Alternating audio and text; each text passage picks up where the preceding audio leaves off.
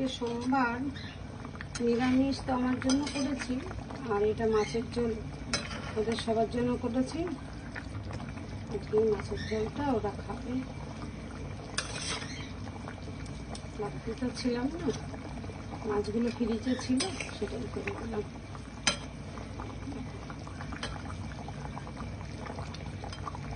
বাটা মাছটা হচ্ছে আলু, লঙ্কা, নুন, হলুদ এগুলো দিয়ে করেছি।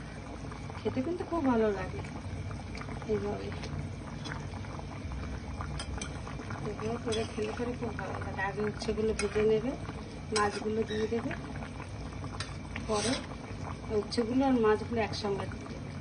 আর জিরে সোমবার দিয়ে দেবে, জিরে, তেজপাতা, একটা লঙ্কা সোমবার দিয়ে দেবে, তারপরে করবে খুব খেতে।